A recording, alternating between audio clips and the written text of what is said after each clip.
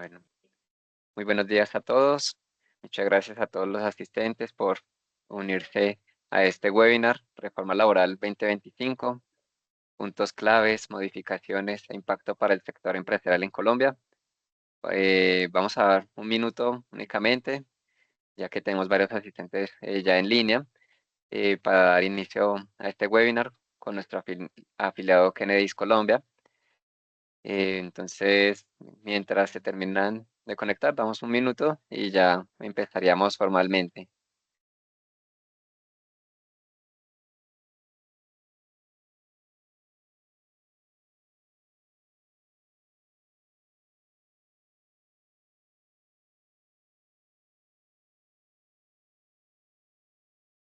Bueno, mientras terminan de unirse, les contamos a los asistentes que nosotros somos la Cámara de Comercio Colombo-Británica.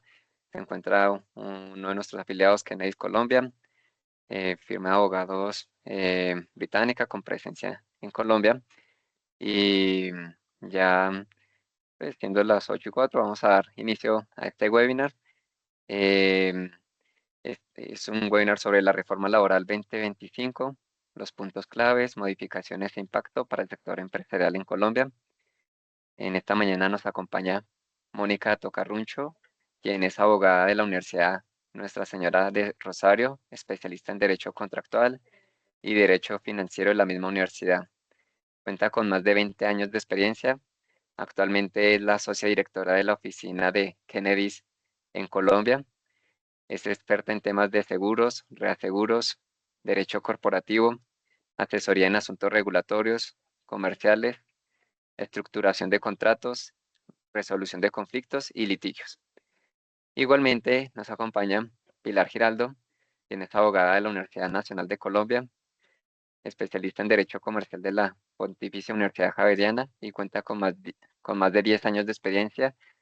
Actualmente se desempeña como directora legal para el área de Derecho Comercial en Kennedy's Colombia.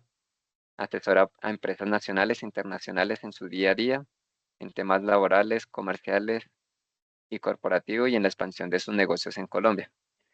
Aprovechamos también para agradecer a nuestros Diamond Members, Helion, KPMG, Compensar, Pilgrim Security, Araujo Ibarra, Morenos, Pasar Express, AIG Consultores y también agradecemos a nuestro auditor BDO. Ya les voy a dar la palabra a las expertas.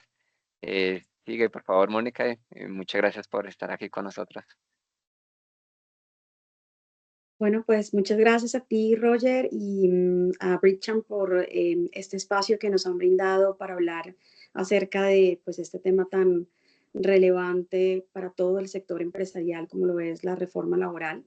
Como lo mencionaste, Pilar Giraldo, que es Legal Director del equipo de Corporate and Commercial de Kennedy's en Colombia, va a hacer esta presentación que esperamos abarque los puntos más relevantes para el sector. Estamos totalmente dispuestos a atender las preguntas que ustedes tengan a lo largo pues, de esta charla, así como después les quedarán también nuestros contactos. Entonces, pues yo creo que sin más preámbulo voy a darle la palabra a Pilar para que pueda presentar y pues nuevamente muchas gracias a todos los asistentes.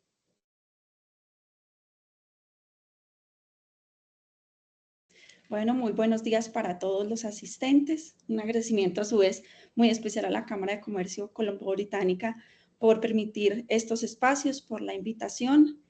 Consideramos que son espacios pues, muy enriquecedores, de mucha utilidad para diferentes sectores y en general para todos los actores del ámbito laboral. Bueno, previo a compartir un poco el propósito, les cuento, el propósito de esta charla es analizar estos cambios más significativos que nos trae la Ley 2466 de 2025, que introdujo la reforma laboral en Colombia. Pero más allá, digamos, de analizar dichos cambios, la idea también es que se lleven un poco esas obligaciones nuevas que tienen los empresarios, la forma de enfrentarlas, la forma de hacer frente a los retos que nos trae la norma actualmente. Entonces, bueno, sin más preámbulo, voy a empezar a compartir mi pantalla.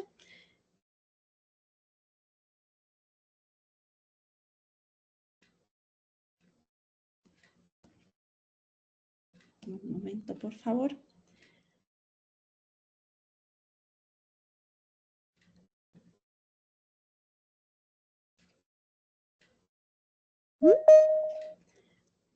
Roger, agradezco por favor me confirmes que ya están viendo la Sí, pantalla señora. de la Perfecto, reforma ya la laboral. vemos. Correcto, sí, señora.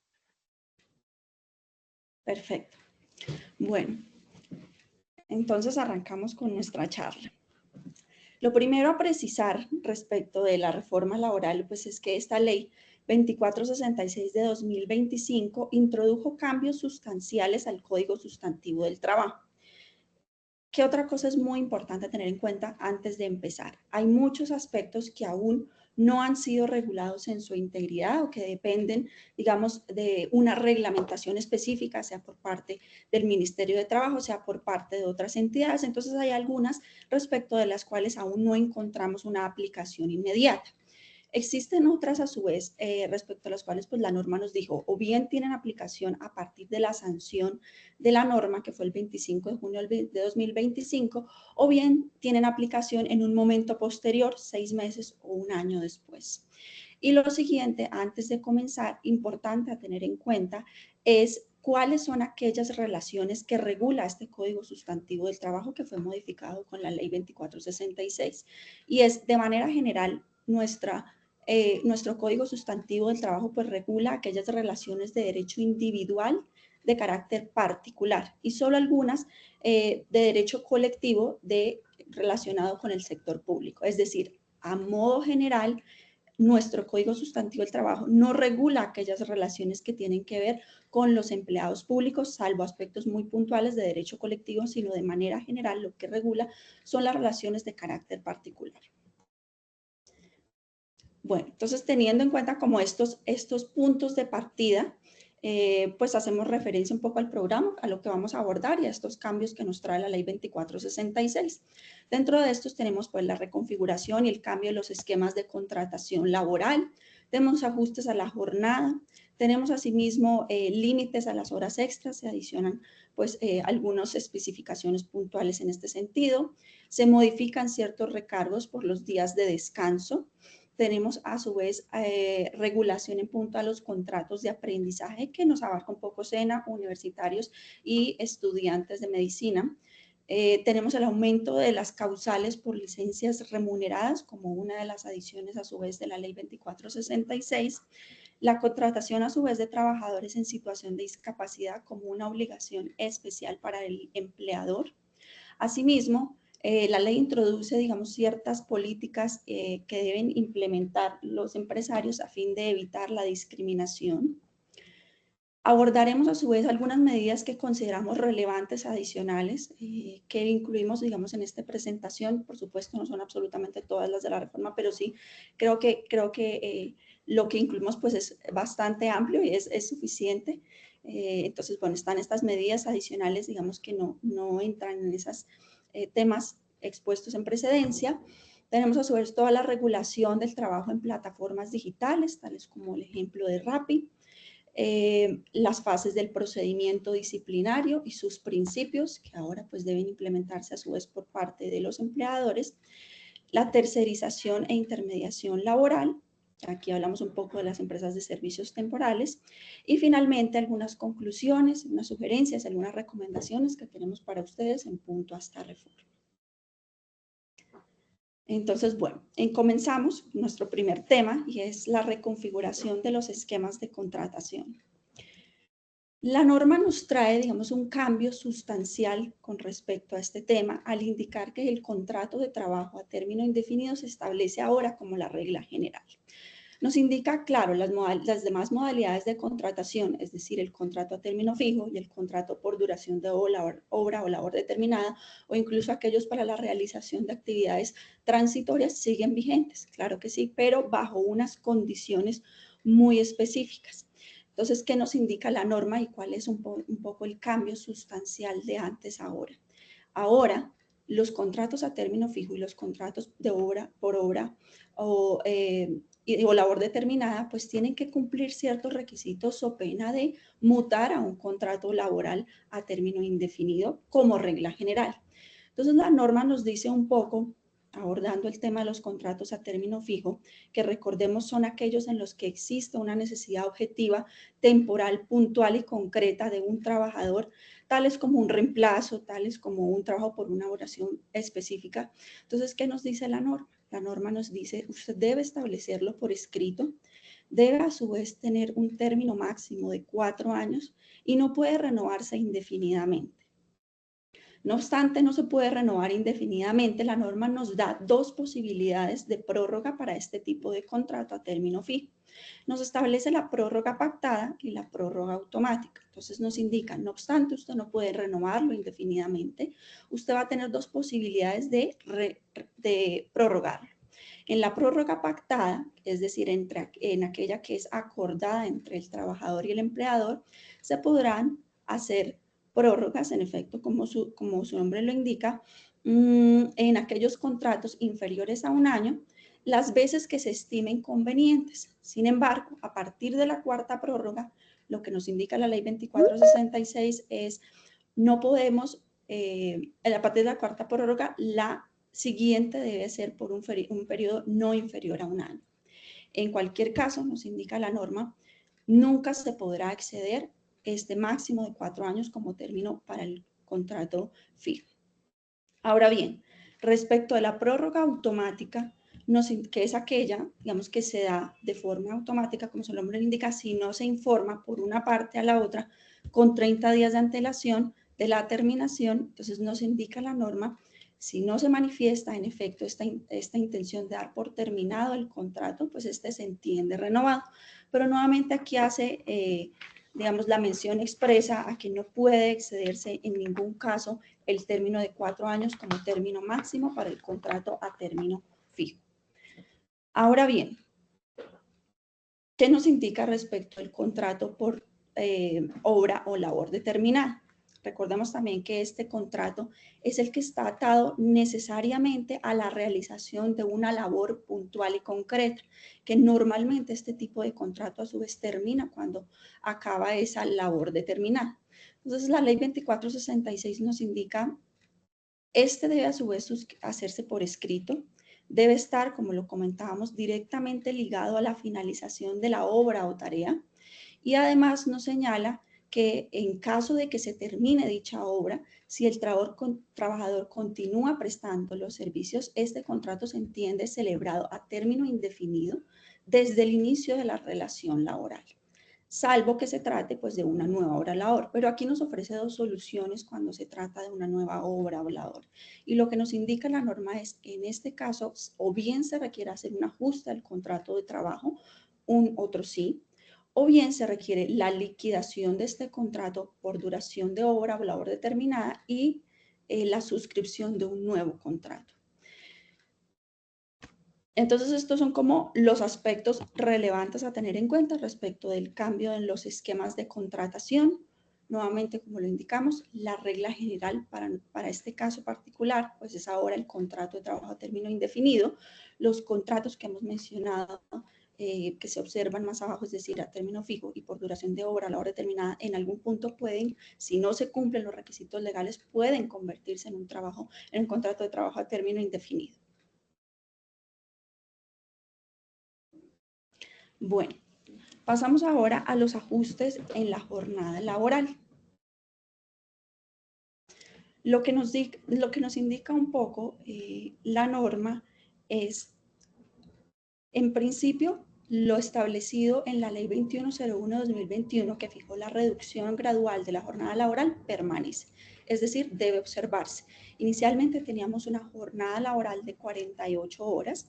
La Ley 2101/2021 la reduce a 42 horas de manera progresiva y gradual. A partir de julio del presente año ya se redujo a 44 horas y a partir de julio de 2026 pues se reducirá a su vez a 42 horas. Entonces lo primero que nos dice es eso, permanece este cambio que nos ha traído la norma desde 2021. Pero además nos establece una opción de jornadas laborales flexibles. Si bien se establecen esos límites a la jornada, nos da la posibilidad de acordar cierto tipo de jornadas laborales que tienen variaciones, es decir, las jornadas laborales flexibles. Entre estas se permite hasta 6 días a la semana, de realización de labores, mínimo por 4 horas al día y máximo 9 horas al día, sin exceder en cualquier caso las 42 horas semanales.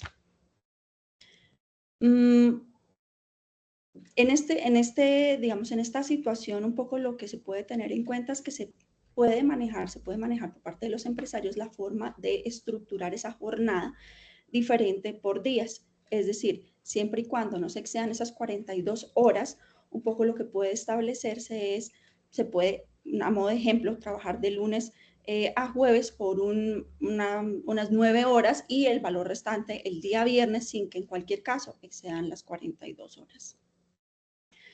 ¿Qué nos indica también la norma en punto a las jornadas? Respecto a las jornadas, nos aumenta el espectro de lo que es la jornada nocturna. Inicialmente, la jornada diurna se establecía, bueno, para la fecha se establecía de 6 a.m. a 9 de la noche y la jornada nocturna establecía a partir desde las 9 de la noche hasta las 6 de la mañana. Entonces, lo que hace la reforma laboral, lo que nos trae en este punto, el cambio es que ahora establece el trabajo diurno desde las 6 de la mañana hasta las 7 de la noche y el trabajo nocturno desde las 7 de la noche hasta las 6 de la mañana, ampliando un poco, como lo indicamos, la jornada nocturna y pues lo que nos lleva un poco al cumplimiento pues es del pago por recargos de jornada nocturna. Recordemos a su vez que al día de hoy el recargo nocturno es el 35% sobre el valor de la hora ordinaria de trabajo, siempre que pues al día de hoy, como lo indicamos, se realice a partir de las 9. Ahora bien, este recargo es distinto al recargo de jornada nocturna cuando se trata de hora extra, que tiene un porcentaje mayor que corresponde al 75%. Bueno, finalmente, ¿qué es importante tener en cuenta con respecto a este tema? La entrada en vigencia de esta modificación del horario diurno y nocturno comienza 6 meses a partir de la sanción de la ley, es decir, a partir del 26 de diciembre de 2025. Pasamos a nuestro tercer tema, que corresponde a las limitaciones que se establecen a las horas extras. La ley 2466 lo que nos trae en respecto de este cambio es el hecho de que ya no se requiere por parte de los empleadores solicitar el permiso al Ministerio del Trabajo para la realización de horas extras por parte de sus trabajadores. Sin embargo, restablece nuevamente la obligación del pago de las horas extras o pena de sanción. Incluye una nueva obligación importante que es el registro de las horas extras y establece algunos límites en general que deben observarse. Entonces, los que nos indica la ley 2466 respecto del registro de las horas extras es que el empleador debe llevar una anotación detallada de las horas extras que incluya el nombre de la persona, la actividad desarrollada, el número de horas laboradas y la precisión de si son diurnas o nocturnas. Y nos indica además que está obligado el empleador a hacer entrega de dicha relación o registro de horas extras a sus trabajadores cuando así sea solicitado, junto con los soportes de pago correspondientes cuando así lo solicite el trabajador. Pero además nos indica que se encuentra obligado a entregar a las autoridades judiciales o administrativas este registro detallado de horas extras cuando ellas lo requieran, por lo cual surge, digamos, esa obligación importante para aquellas compañías, empresas de adelantar lo pertinente al registro detallado de las horas extras. Nos establece además un límite, la reforma, a la realización de horas extras, siendo 2 diarias y siendo a su vez 12 por semana, con algunas excepciones que para nuestro caso pues son el sector salud y el sector de seguridad. Y respecto a este cambio, pues nos dice la norma, sí tiene una aplicación inmediata, no lo diferimos en el tiempo, es decir, a partir de hoy ya debemos estar cumpliendo todo lo que tiene que ver con estos límites y con el registro detallado de las horas extras. Bueno, pasamos a nuestro cuarto tema, que hace referencia al recargo en los días de descanso o festivos. La norma nos indica un poco, o nos establece más bien, el aumento del recargo al 100% para los días de descanso de forma progresiva. Recordemos que a la fecha, pues, bueno, más bien antes de la expedición de la reforma laboral, dicho recargo correspondía al 75% cuando se elaboraba en días de descanso. Eso daba entonces lugar a un pago de un 1.75 veces el valor de la hora ordinaria por cada hora trabajada en dicho día de descanso. Entonces, lo que nos dice la norma ahora es, vamos a tener un aumento de ese recargo de manera progresiva hasta llegar a un 100%. Y lo que nos indica es, a partir del 1 de julio del presente año, es decir, ya está en vigencia, pues este cambio ya debió surtirse, dicho recargo subirá al 80%.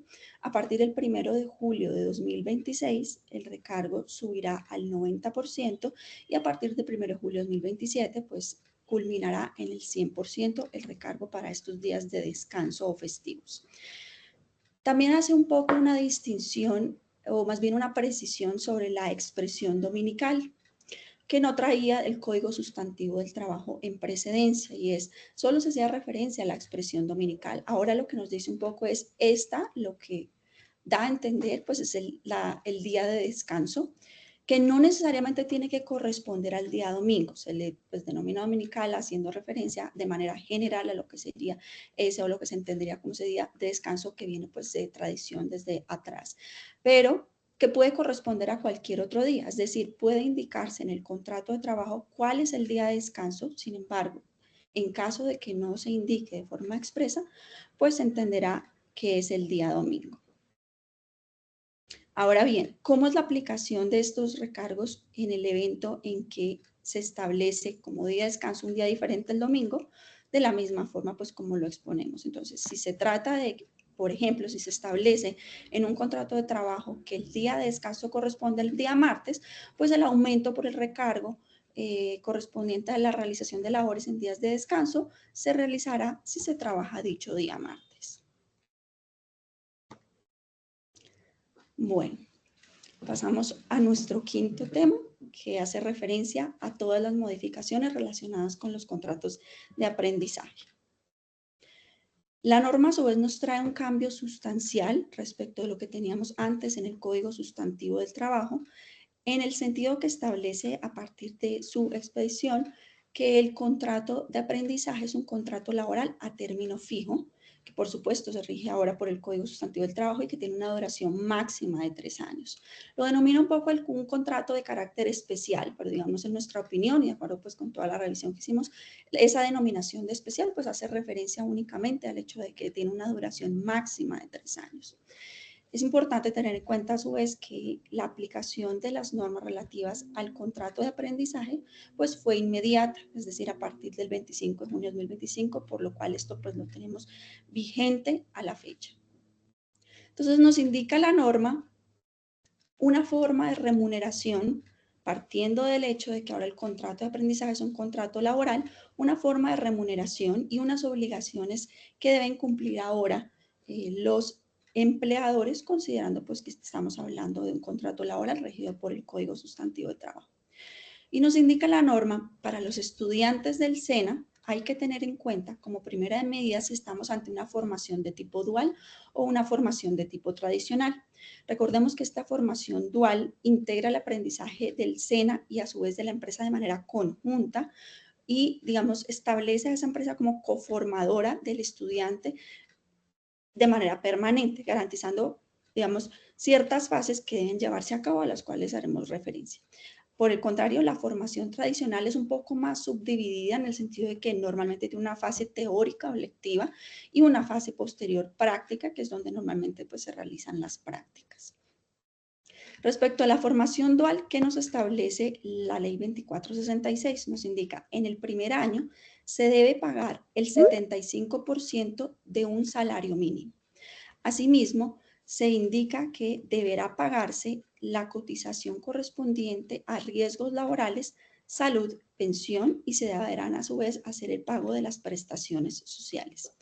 Respecto en la formación dual, pero en el segundo año, nos indica la norma, ya debemos pasar al pago del 100% de un salario mínimo y a su vez debemos continuar realizando las cotizaciones correspondientes a riesgos laborales, salud, pensión, así como el pago de las prestaciones sociales.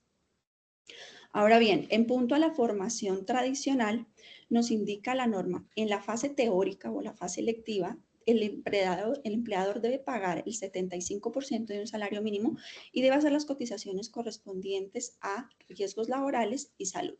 No hacía pensión, a su vez tampoco la norma no nos hace referencia al pago de prestaciones sociales. Posteriormente nos indica en la formación tradicional, pues tenemos nuestra fase práctica y en esa nuevamente llegamos al pago del 100% de un salario mínimo y se requiere a su vez el pago de las afiliaciones o la cotización a riesgos laborales, salud, pensión, así como el pago de las prestaciones sociales. Entonces, nos establece esta norma dicha obligación para con los estudiantes del SENA. Ya abordaremos en un momento lo relativo a los universitarios o a los internos de medicina. Pero nos indica además, las empresas tienen la posibilidad de cumplir con dicho requisito efectuando un pago, que es lo que llamamos la monetización para suplir el requisito de la contratación de aprendices. Y nos indica, se puede suplir dicho requisito haciendo el pago de 1.5 salarios mínimos por cada aprendiz no contratado. Eso nos lleva a unos costos, digamos, generales, estimados, de la siguiente manera. Entonces, un costo en promedio por aprendiz, pues podría ser la suma alrededor de 2.204.612 y la monetización, bueno, contando por supuesto con que una persona está yendo a la compañía a hacer pues algún aporte, contribución, ayuda, ejerciendo pues su fase práctica. La monetización, por su parte, corresponde al costo de 2.135.250. Es decir, tenemos una pequeña diferencia entre esa monetización y el costo por aprendiz de 69.362 pesos. Y finalmente, nos indica la norma también que tenemos pues ciertas obligaciones respecto a la contratación de universitarios o estudiantes internos de medicina. Establece que se debe hacer el pago del 100% de un salario mínimo en todos los casos para estos, así como la afiliación a riesgos laborales, salud, pensión y el pago de prestaciones sociales. Una última precisión que consideramos relevante para este tema es la mención de cuáles empresas tienen la obligación de contratar a aprendices. Y la norma nos dice: aquellas empresas privadas que realicen cualquier tipo de actividad económica diferente a la construcción, que ocupen un número de trabajadores no inferior a 15, tienen la obligación de vincular aprendices.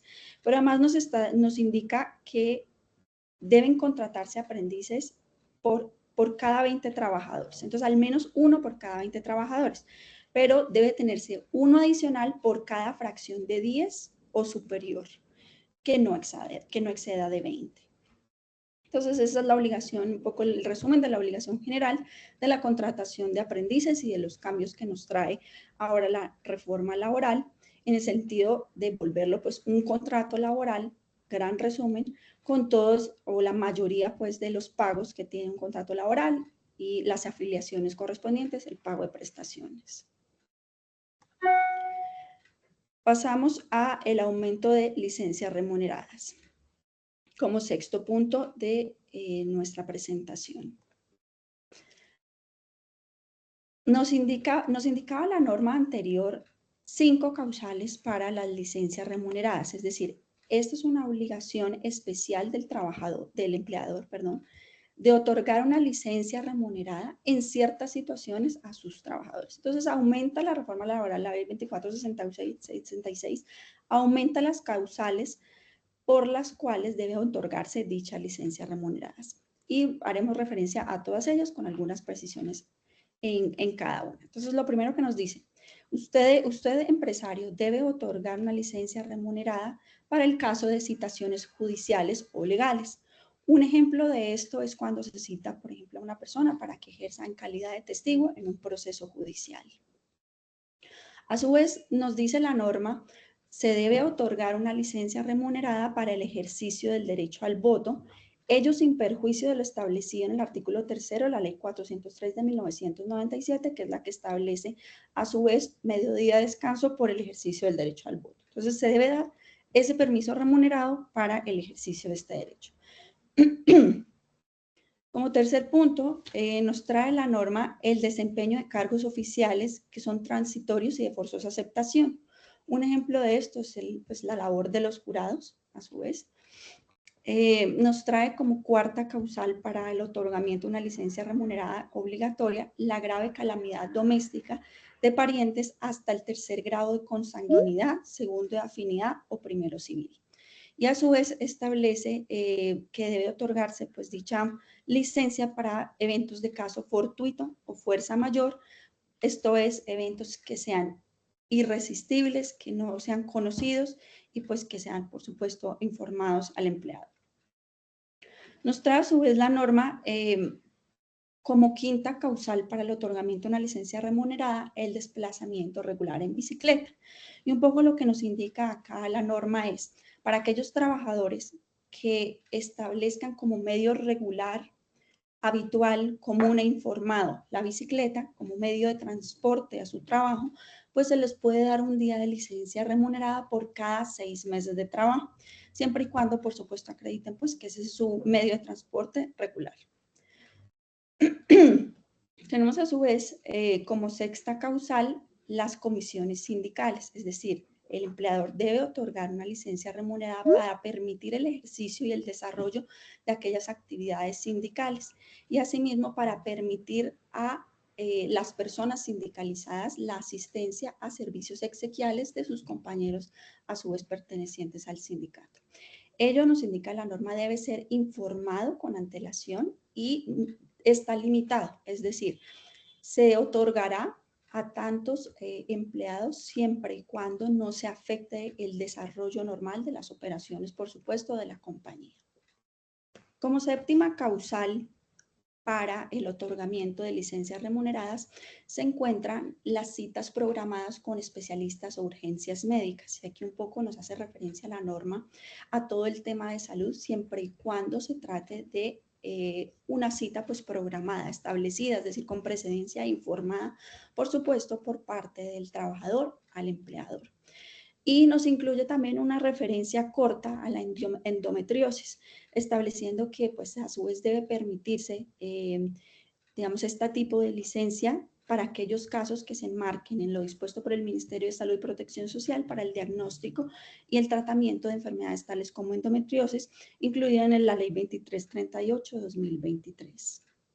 Y finalmente nos establece como octava causal para el otorgamiento obligatorio por parte del empleador de licencia remunerada a su trabajador las obligaciones escolares, es decir, aquella asistencia que debe hacer un acudiente a un centro educativo siempre y cuando sea requerido con antelación, es decir, debe ser informado con antelación, requerido, debe tratarse de una asistencia obligatoria y debe acudir en su condición de, pues debe estar o hacer parte en su condición de acudiente.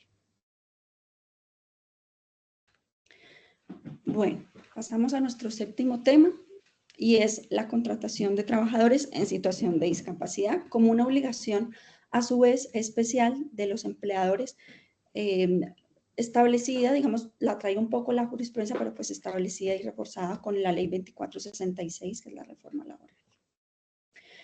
Nos establece la norma una obligación especial de contratación de trabajadores en situación de discapacidad que aplica bajo los siguientes criterios. Y es el primero, siempre y cuando la empresa tenga más de 100 trabajadores y hasta 500 trabajadores, la obligación de contratar personas en situación de discapacidad se centra en que sean 2 trabajadores por cada 100 trabajadores. Ahora bien, a partir de 501 trabajadores, es decir, siempre que la empresa tenga más de 500 trabajadores, debe tener al menos un trabajador en situación de discapacidad por cada 100 trabajadores.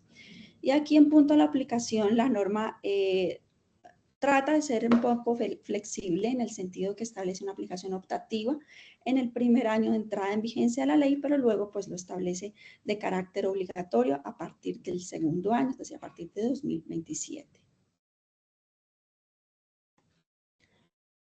Pasamos ahora a nuestro octavo tema y son las prohibiciones específicas que se establecen para el empleador en punto a la discriminación, en punto a evitar la discriminación. La norma recoge aquí bastante de lo que traía la jurisprudencia de la Corte Suprema de Justicia, Sala de Casación Laboral, y digamos que lo inserta de diferentes maneras a modo de prohibición a fin de evitar situaciones discriminatorias.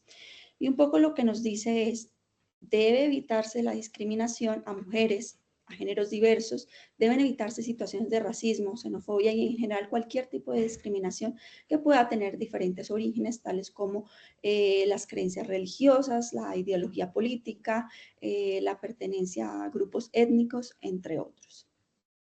Asimismo, nos indica que se debe prohibir la realización de trabajos con los que impliquen un esfuerzo físico a personas que se encuentren embarazadas.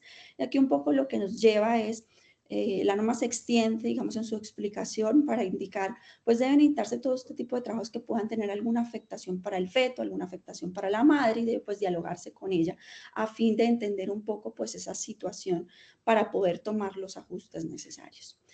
También establece la prohibición de discriminación a víctimas de violencia por razones de género.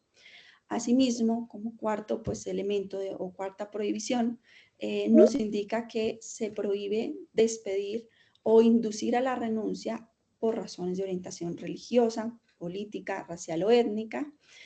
También se debe permitir a los trabajadores el ejercicio del derecho a la libertad religiosa y política. Y finalmente nos establecen unas prohibiciones muy puntuales respecto de trabajadores que puedan tener enfermedades o afectaciones de salud mental. Entonces esas son en general pues las prohibiciones que se establecen. La norma digamos que de manera general en muchas de las partes pues trata de orientarse a establecer lineamientos dirigidos a evitar la discriminación por diferentes razones, pero digamos que este es como el acápite específico claro que trae las prohibiciones y por eso pues queríamos traerlo un poco a la presentación a fin de pues conocer muy puntualmente lo que nos indica. Y ahora pasamos un poco a lo que son las medidas adicionales que de pronto no encajan exactamente en los temas anteriores, pero que son pues muy relevantes a su vez de conocer. Y entonces aquí tenemos como primera medida la formalización de los trabajadores en general. Y la norma nos trae, digamos, una mención de diferentes labores, actividades, profesiones y demás que busca, o más bien en las cuales busca que pues haya una formalización del trabajo. Entonces, aquí hace referencia, por ejemplo, a las empleadas de servicio doméstico, al indicarnos cuando se contraten empleadas del servicio doméstico debe hacerse necesariamente por escrito y además establece un registro que debe efectuarse del contrato en pila para darle publicidad a dicho contrato y además nos indica usted debe entregarle todas las garantías laborales porque estamos ahora ante un contrato de trabajo. Ese es un poco el cambio que nos trae respecto a las empleadas del servicio doméstico. Pero también lo establece, por ejemplo, para deportistas y para otras profesiones. Entonces, para deportistas lo que nos indica es se trata de un contrato especial de trabajo. A su vez, debe establecerse por escrito. Puede pactarse exclusividad respecto de este contrato especial de trabajo y pueden a su vez acordarse las condiciones de la negociación de los derechos deportivos. Respecto a la industria creativa, lo que nos indica nuevamente se trata de un contrato de trabajo que debe hacerse por escrito y que por lo tanto debe traer todas las garantías laborales. Respecto de periodistas y comunicadores, lo que nos dice la norma es, a su vez, se trata de un contrato de trabajo, debe establecerse por escrito, debe establecer límites en la jornada laboral y establece algunas restricciones en punto a aquellos trabajadores de dirección, confianza y manejo. Y finalmente, respecto de las partes comunitarias, lo que nos indica la norma es debe nuevamente hacerse por escrito y un poco lo que se busca respecto a madres comunitarias y personas que pertenecen al plan de alimentación escolar, pues es la formalización a su vez de estos a través de la vinculación de un contrato regido por el Código Sustantivo de Trabajo. Esa es como la primera medida que queremos destacar y que digamos sale de los temas anteriores. La segunda medida que quisiéramos destacar y que sale de los temas anteriores es el reconocimiento de aquellas actividades de diferente naturaleza que se realicen en centros de reclusión o fuera por personas privadas de la libertad como experiencia laboral. Entonces, ello un poco lo establece la norma de acuerdo con lo que se indica y con lo que pues hemos visto en nuestra experiencia analizada. Un poco lo que busca es la reinserción de estas personas y busca evitar la discriminación de este tipo de personas, pues especialmente cuando ya salen de los centros de reclusión, a fin de pues lograr un poco que ingresen de manera más sencilla al ambiente laboral, al sistema. También la norma nos trae la posibilidad de hacer aportes parciales, proporcionales e incluso por ingresos inferiores a un mínimo a la seguridad social. Y ello lo permite específicamente para microempresas y hogares. Crea a su vez la norma un incentivo puntual que se llama el incentivo Crea Empleo, a través del cual pues otorga hasta el 25% de un salario mínimo por un máximo de 6 meses a en ciertas situaciones. Y lo permite cuando se establece o cuando se contrata mujeres cabeza de familia, jóvenes, aquí un poco haciendo referencia a lo que llamamos el primer empleo, o a mayores de 50 y 55 años, mujeres mayores de 50 o hombres mayores de 55 años. Entonces, aquí, ¿qué es relevante? Digamos, pueden acceder a este beneficio empresas con hasta 50 empleados contratados al momento de la postulación, o bien empresas que no hayan tenido un crecimiento en ventas de un año, en los últimos 2 años, que sea superior al IPC. Establece además que este beneficio del incentivo Crea Empleo no es acumulable con otro tipo de incentivos, e indica que pues, las entidades financieras realizarán esa dispersión de recursos en coordinación con el Ministerio de Trabajo. Este punto, específicamente, el numeral 4, pues requiere aún de implementación, así como muchos de los temas, como lo indicaremos al final de la charla. Pero digamos, requiere aún de implementación para su aplicación, pero bueno, en general está establecido en la norma. Como quinto beneficio, pues nos trae, como quinto elemento nos trae a su vez la reforma, la flexibilidad horaria para cuidadores de personas en situación de discapacidad, personas mayores o menores de edad, o personas en general con enfermedades crónicas, graves, terminales, de alta complejidad.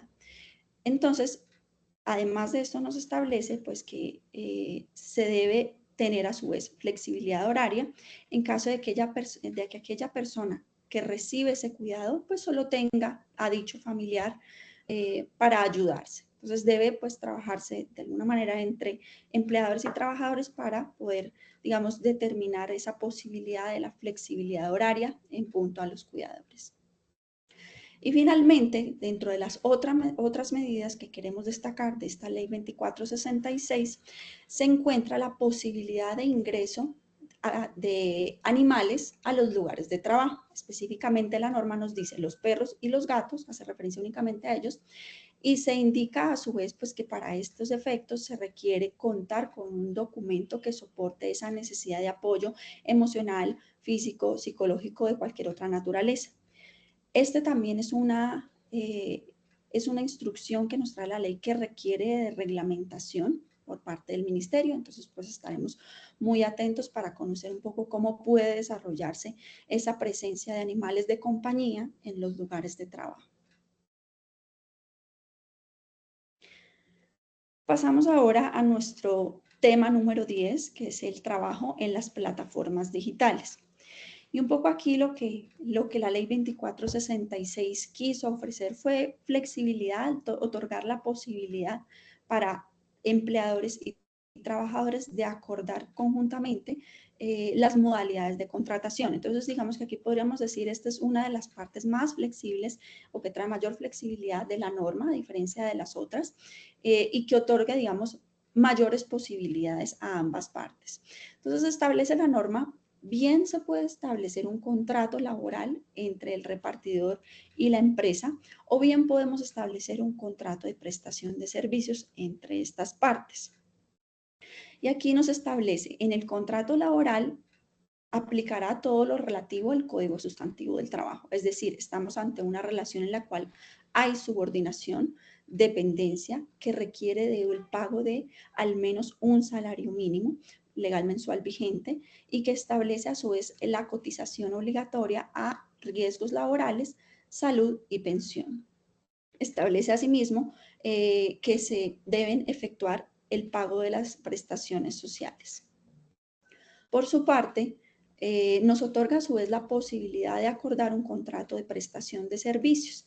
Un contrato de prestación de servicios ya saldría un poco de lo que pues es la legislación laboral, porque estaríamos ante un contrato de naturaleza civil, y en ese sentido pues nos indica en este caso hay independencia, hay autonomía, es decir, no estamos ante una relación subordinada.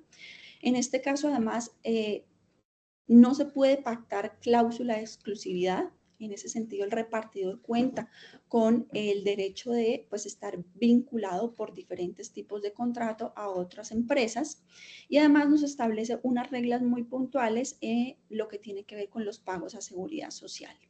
Y nos indica acá, respecto de estos pagos a seguridad social, el IBC necesariamente debe, o sea, el ingreso base de cotización debe corresponder al 40% de los ingresos mensuales percibidos, los que además deben ser informados al repartidor y deben pues ser puestos en conocimiento de este.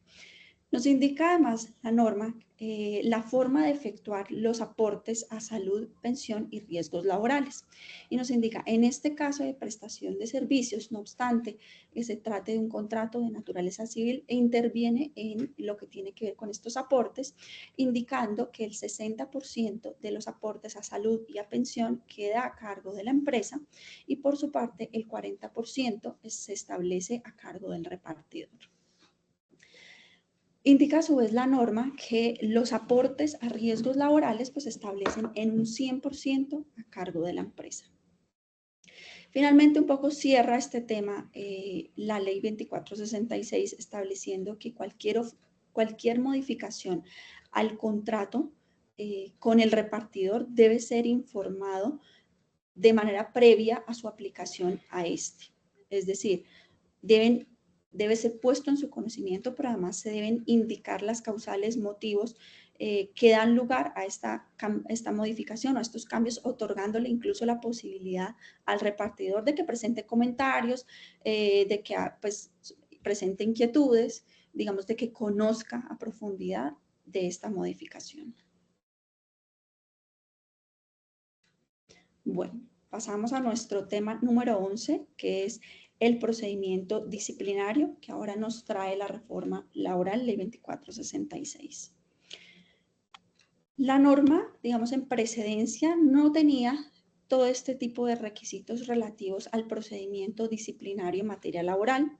No obstante, muchos de estos eran recogidos por su jurisprudencia de la Sala de Casación Laboral de la Corte Suprema de Justicia, que establecía unos lineamientos generales, unos principios, digamos, que debían ser aplicables de forma general a este tipo de procedimientos. Entonces, esta ley un poco lo que nos trae es esa, digamos, mayor precisión respecto a este procedimiento y nos establece además unos requisitos muy puntuales que deben cumplirse para la imposición de las sanciones a los trabajadores.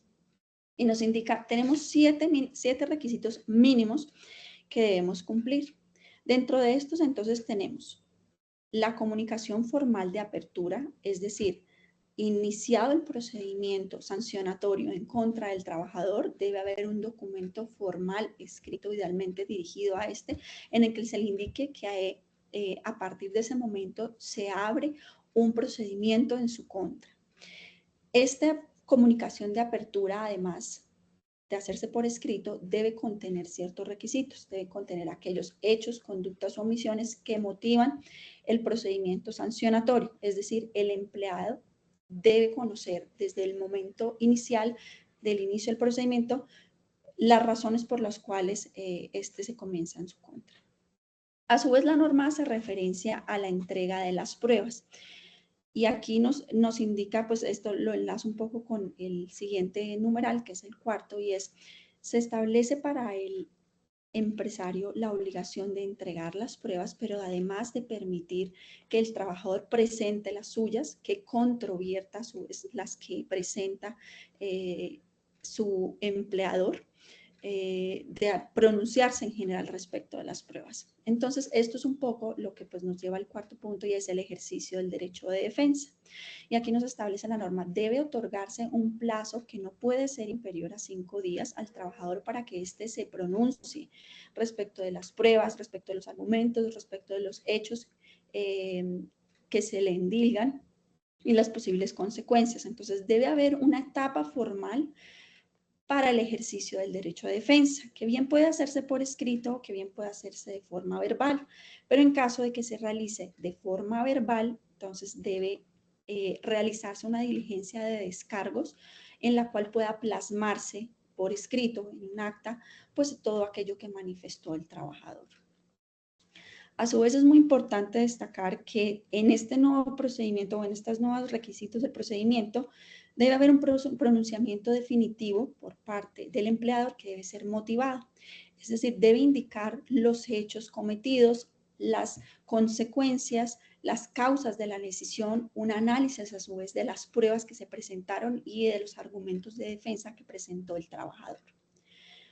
Indica a su vez la norma como requisito esencial que la sanción impuesta al trabajador debe ser proporcional a los hechos y a las omisiones que la motivan.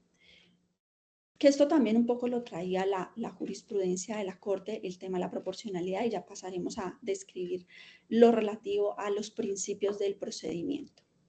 Finalmente, nos indica la norma, debe establecerse e informarse la posibilidad de impugnación de la decisión.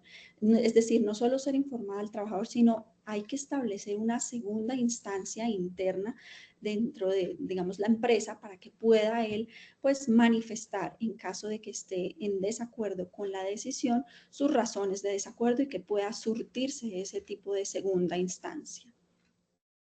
Entonces, esto nos lleva a concluir varias cosas, varias obligaciones que ahora tienen los empleadores, y es, debemos tener ahora una escala completa de sanciones, unos hechos específicos sancionables en el reglamento interno de trabajo, los momentos o las causales en las cuales pues, se van a imponer dichas sanciones.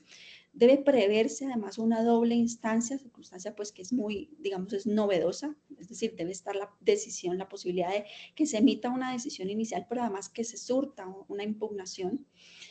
Y pues deben cumplirse, además de estos requisitos, los principios que indicaremos a continuación. Otro punto muy importante respecto de este procedimiento es la publicación del mismo, que la norma nos trae como ciertos requisitos y eso es para todos los empleadores, y lo que nos dice es debe publicarse en 2 sitios distintos y a través de medio virtual cuando estamos ante una única instalación.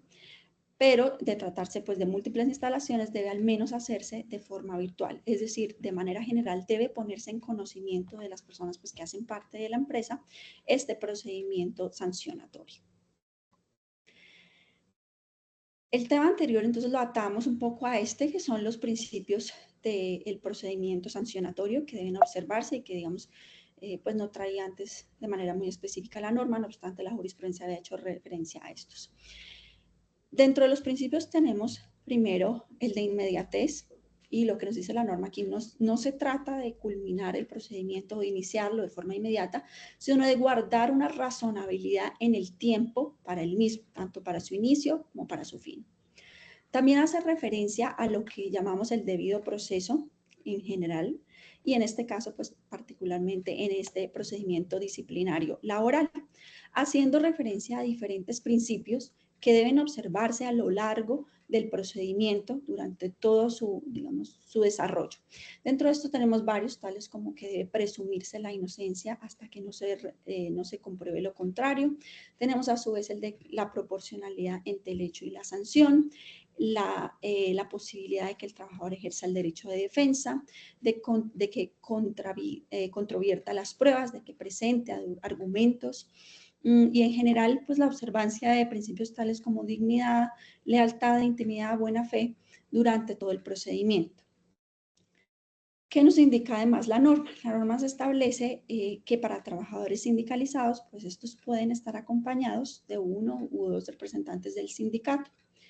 Nos indica a su vez la posibilidad de que se lleve a cabo el procedimiento a través de medios virtuales a fin de pues permitirle al trabajador el ejercicio de sus derechos, pero como ya lo vimos, pues la idea es que además pues se plasme, además de que pueda hacerse virtual, pues que se plasme siempre por escrito para que se lleve toda la trazabilidad del procedimiento.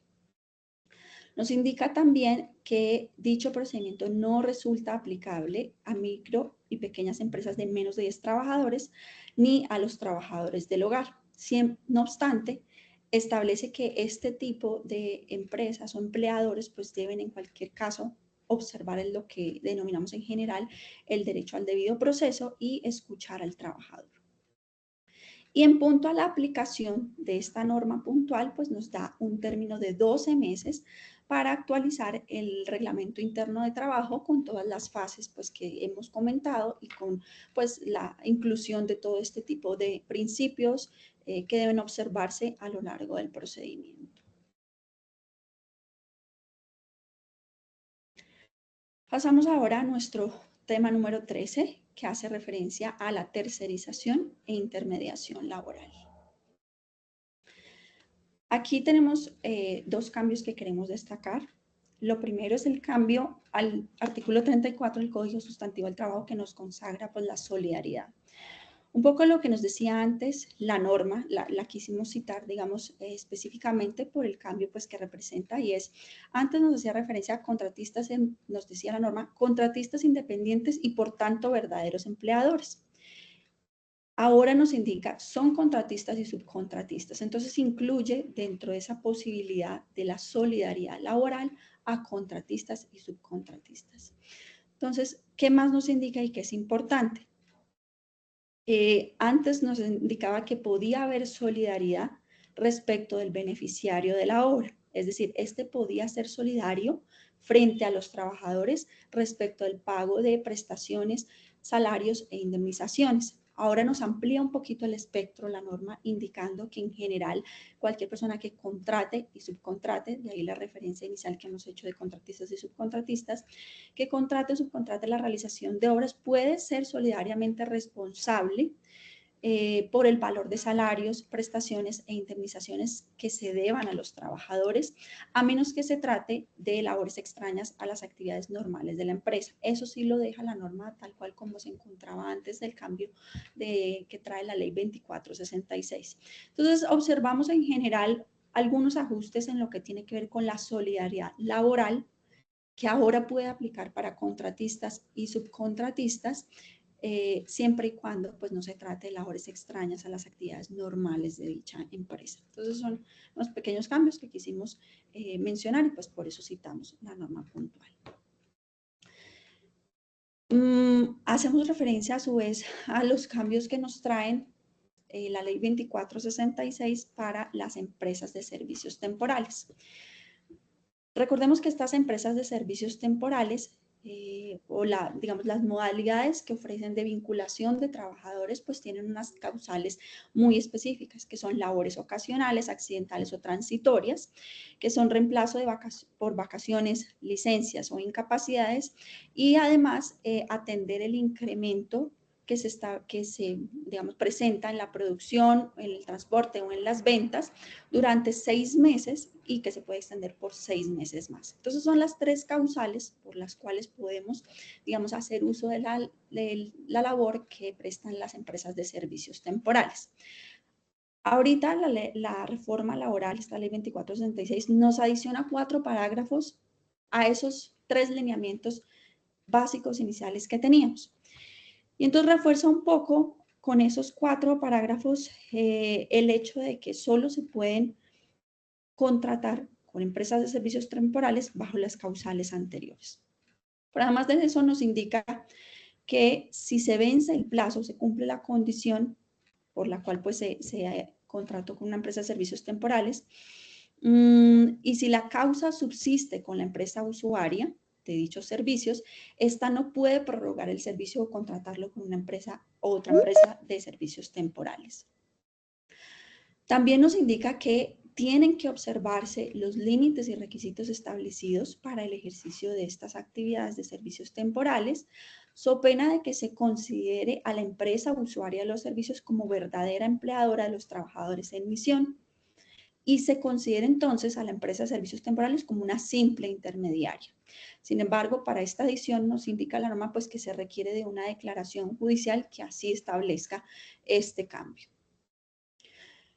Nos indica además o le da fuerza un poco a esas causales para los servicios temporales, indicando que de transgredirse la norma, pues las empresas de servicios temporales podrían ser sancionadas con la revocatoria de su licencia de funcionamiento.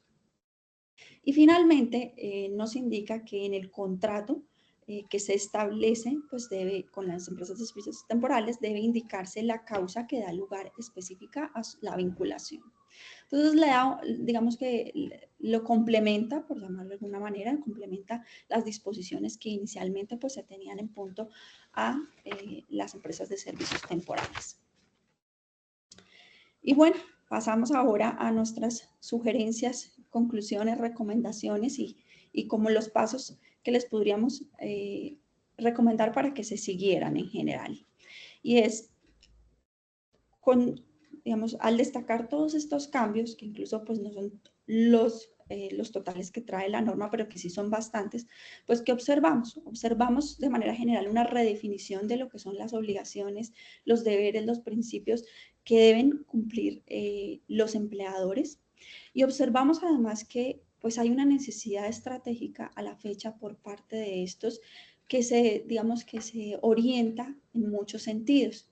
Y es, no solo estamos hablando de un tema de cumplimiento normativo, en nuestra opinión, sino que además estamos hablando del hecho de que las empresas tienen que adaptarse a los cambios que nos trae ahora la reforma laboral, porque digamos la ley pues establece, claro, unos momentos de cumplimiento, pero además establece unas sanciones, establece pues que hay entidades que están, digamos, observando ese cumplimiento de la ley. Entonces hay una capacidad de adaptación que debe asumirse, pero además esa adaptación pues debe permitirle ahora a las empresas competir en un ambiente, digamos, que ha tenido algunos cambios.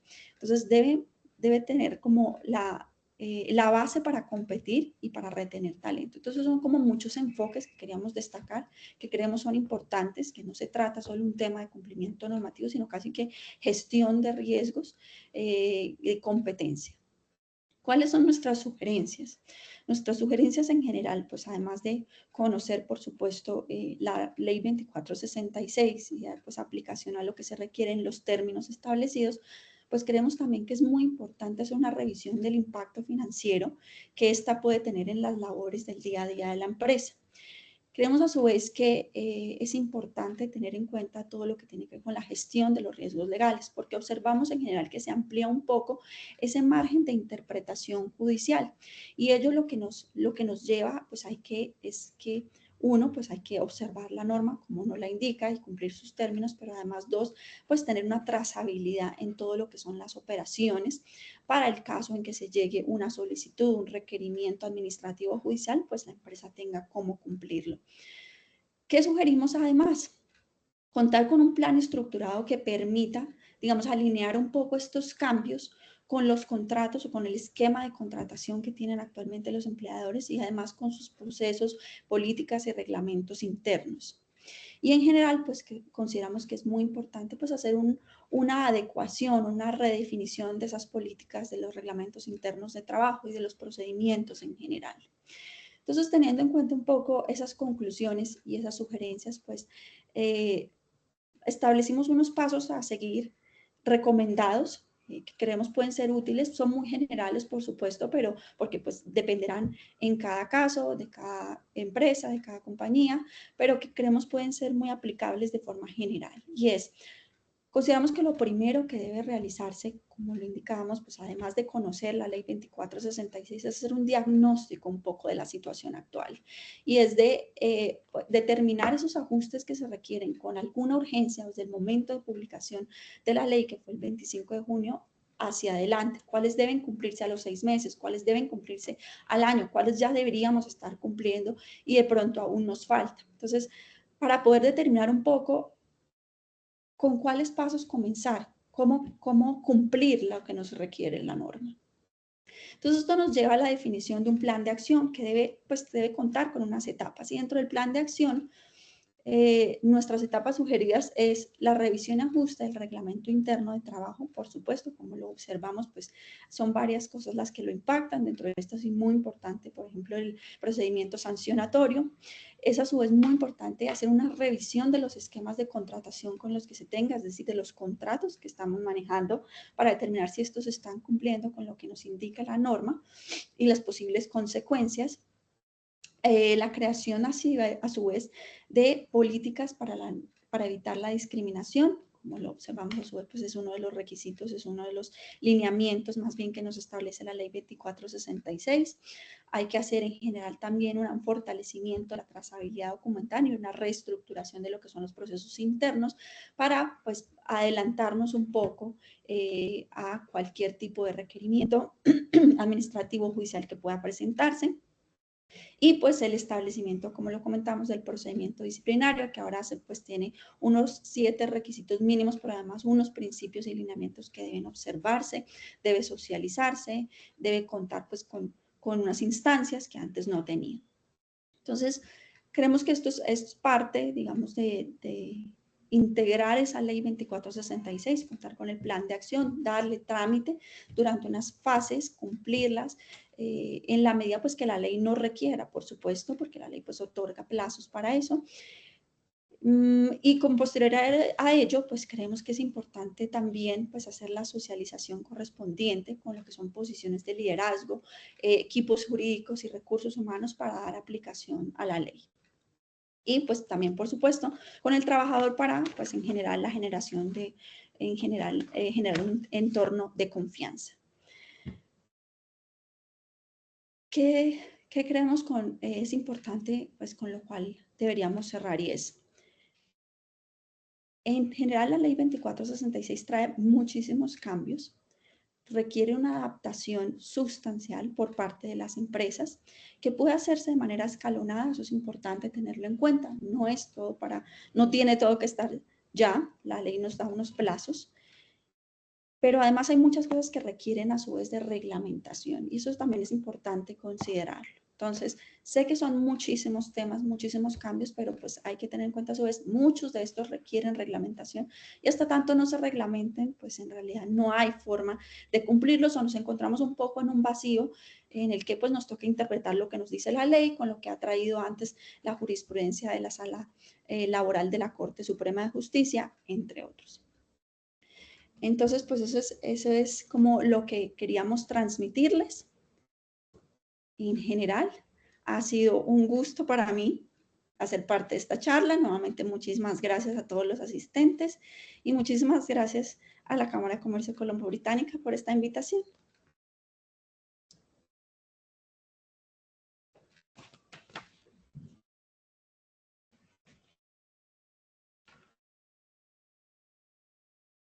Hola Pilar, muchísimas gracias por toda la presentación. Creo que fue una presentación bastante completa.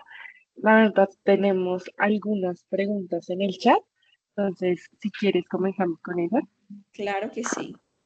Claro que sí. A ver, espérame, yo subo a las primeras. Pilar, si quieres yo te las leo para que tú no tengas que... Como quieras. Sí. ¿Puede un aprendiz trabajar en la modalidad de teletrabajo?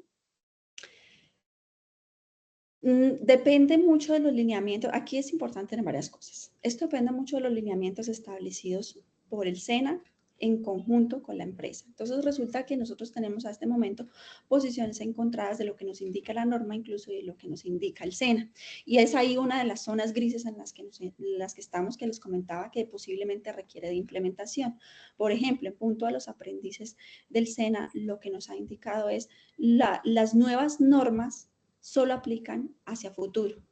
Y lo que nos indica la reforma laboral, pues no es exactamente eso. Entonces aquí nos encontramos un poco en una zona gris en la cual requerimos primero reglamentación para poder, digamos, ofrecer una respuesta que sea absolutamente precisa Pero en principio, pues depende mucho también de la modalidad en la cual se encuentra. En principio no, y no lo establece la norma, pero como les comento, pues tenemos en este instante pues posiciones encontradas del SENA de la aplicación de la norma y de cómo lo establece la reforma laboral. Entonces doy, digamos, esa respuesta inicial esperando un poco esa reglamentación. ¿Se deben conceder permisos por citaciones a centros de conciliación, citas de notarías, casas de justicia? Sobre la obligación de otorgar licencia remunerada, la norma nos dice citación a requerimientos judiciales y administrativos. No, es bastante amplio y aquí nos toca, digamos, desarrollar una labor de interpretación. Entonces, podríamos, digamos, leyendo la pregunta, ¿qué podríamos indicar? Notarías en principio no, porque no encaja de lo que es una situación judicial o administrativa. Centro de conciliación, casa de justicia puede variar dependiendo de la diligencia, dependiendo de lo cual se trate. Podría negociarse digamos, podría tratar de observarse si este encaja o no en lo que nos establece la norma. Pero en principio son citaciones por parte de autoridades judiciales o administrativas. Entonces, por eso digo, depende, habría que analizar cada caso, pero en principio, para las que plantean no, porque no nos encontraríamos ante un requerimiento que provenga de una autoridad judicial o que provenga de una autoridad administrativa. Voy a pasar a otras porque hay varias. Buenos días. ¿Cuántas horas máximas establece para otorgar las citas médicas? Las citas, para el caso de citas médicas, recordemos que deben ser primero con especialistas e informadas con antelación o tratarse de una urgencia médica. Eso es lo primero. Lo segundo a considerar es, la norma no nos establece el término máximo o mínimo específico, pero debemos, digamos, usar un parámetro de razonabilidad, ¿no? Y en ese sentido, pues no podríamos estar hablando de una cantidad de horas, pues que no consultaran lo que en realidad nos dice la norma. Y la norma lo que nos dice en esencia es para la asistencia a una cita médica, a una cita con especialista médico programada, o por supuesto pues la urgencia sí puede variar porque pues depende de las condiciones en las cuales se presente, pero en principio de guardar un parámetro de razonabilidad, para atender lo que nos indica la norma. Entonces no podemos en principio pues estar hablando de varias horas, estaríamos hablando del término específico durante el cual pues el trabajador se traslada a tener su cita con especialista, tiene su cita y regresa. Otro tema, si para contratar practicantes de universidades les debe pagar todas las prestaciones de ley, esto debe ser, o solo aplica para practicantes del SENA.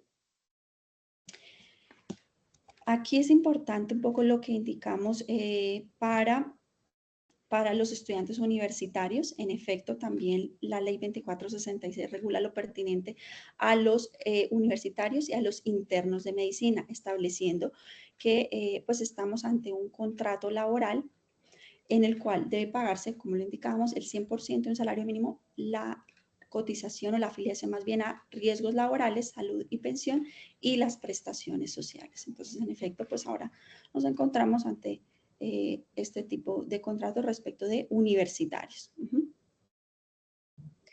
Este ya es otro tema de los 5 días que se deben contar para que el empleado pueda presentar su defensa. Si los 5 días se deben contar desde la fecha que se entrega la citación, es la pregunta. Desde la fecha, en principio, bueno, la norma, parto por indicar que nos dice específicamente contarse de este momento hasta otro momento, no nos dice, pero como nos establece un procedimiento por fases, o más bien unos requisitos que traen unas fases, pues podríamos decir hasta tanto se cumpla esa fase precedente, pues no podemos pasar a la siguiente. Entonces, ¿qué nos dice? Lo primero es que usted haga una comunicación formal de apertura. Esta debe tener un acta de apertura que debe traer los hechos, conductas, omisiones que motivan el procedimiento.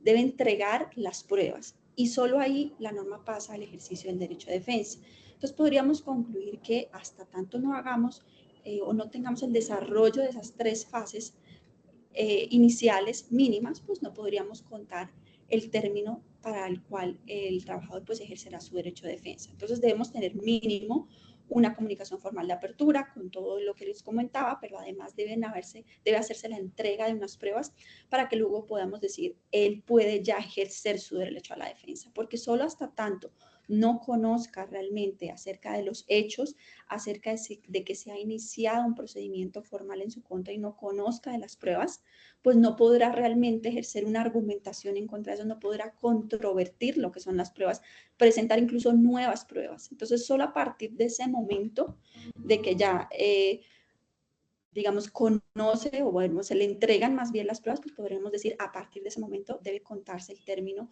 de 5 días mínimo, mínimo para el ejercicio de su derecho a la defensa.